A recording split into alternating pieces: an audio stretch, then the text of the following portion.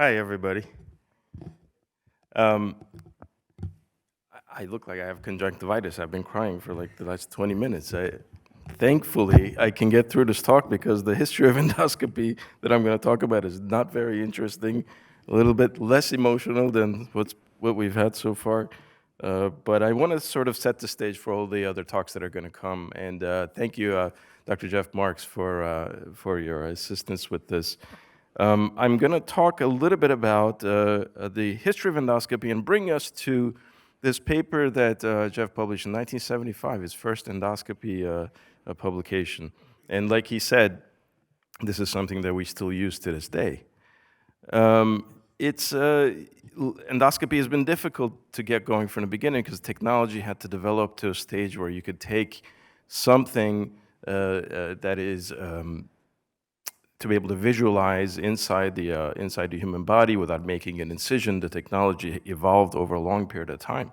The sources of illumination went through stages of sunlight. Believe it or not, we had a source of illumination as a candle and oil burning lamp, platinum wire and incandescent light, and then, of course, you're limited by the organ access and the patient comfort.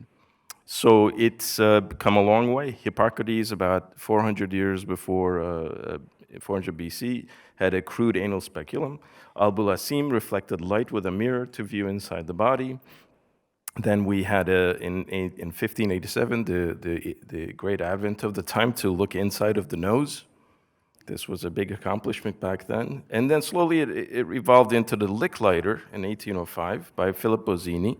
It was a candle that reflected light using a mirror inside of the body. And this evolved in 40 years later to the laryngoscopy, which was using alcohol and turpentine. I know it's everybody's sort of wondering how close this got actually to the human, but it was hot. I mean, it was using reflective mirrors, but it was actually quite hot. And at $150, apparently this was the most expensive item in the surgical catalog, which makes it roughly $5,000 today. The first century of endoscopic evolution, we believe, is essentially from the 1840s to the 1950s, ending with the fiber optic endoscope, which is by Dr. Hershkowitz. And this is essentially what it looked like. And this didn't really change much. This didn't change much over time. Even the scopes that we use currently right now, they sort of look like this. Of course, we don't visualize it through a lens. It's not fiber optic anymore. There's a digital camera at the tip, and the image is carried onto the screen. But this is essentially the first endoscope, and this is sort of what it looks like right now. These are the first images from the first endoscope. This is a Lincoln stamp. And over time, ERCP, as Jeff had described, it evolved in 1968.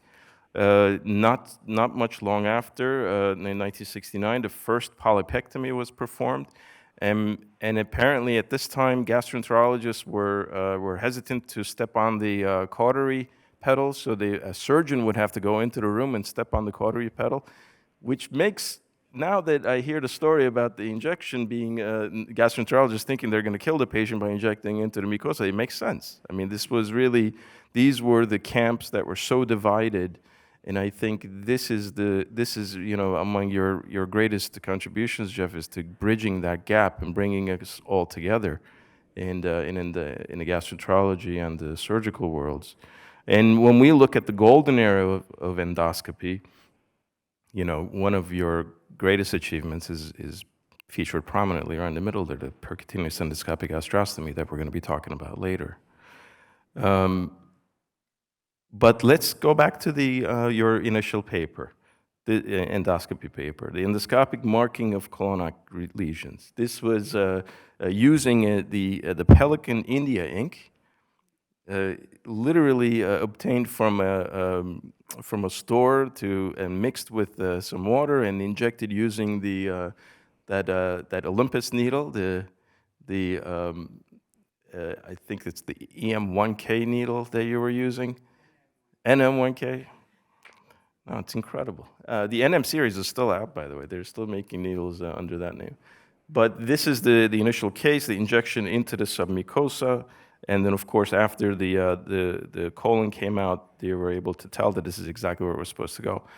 This appears simple, but you have to understand what a huge leap this was in understanding what is possible in endoscopy and how it could assist with surgery.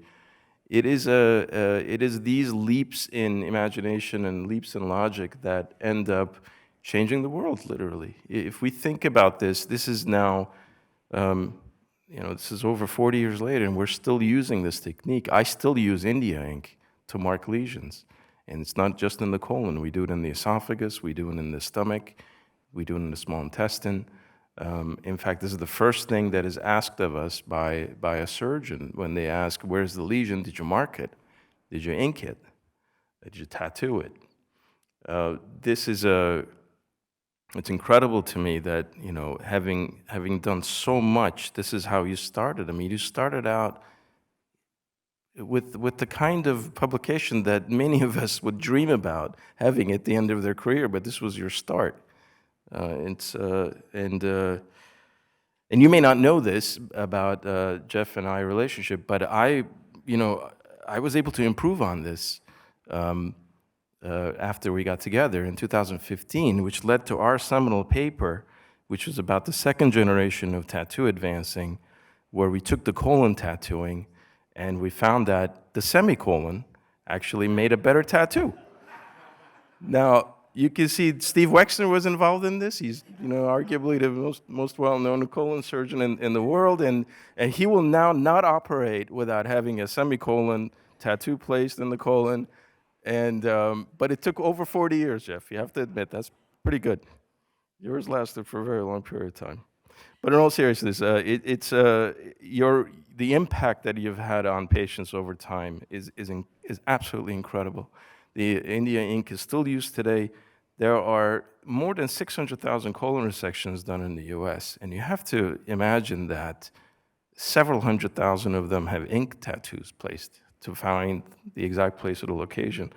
It reduces operating time. It identifies the correct area. With laparoscopic and minimally invasive surgeries that are being done right now, the surgeons cannot feel the lesion anymore, so they really rely on this marking. It was genius, and if we count over the years how many times this has been used, how many lives have been impacted, we're in the millions of patients easily. And again, this was your first endoscopic paper. It's absolutely incredible. Thank you very much for being a mentor to me, and you are like a father to me. Thank you for everything. Thank you for being such a good friend. And now that I heard the story about the just do it, now I understand why you kept yelling at me, just buzz it, while we were treating bleeders during the procedures. Now it all makes sense. But thank you, Chef. I'm honored to be here.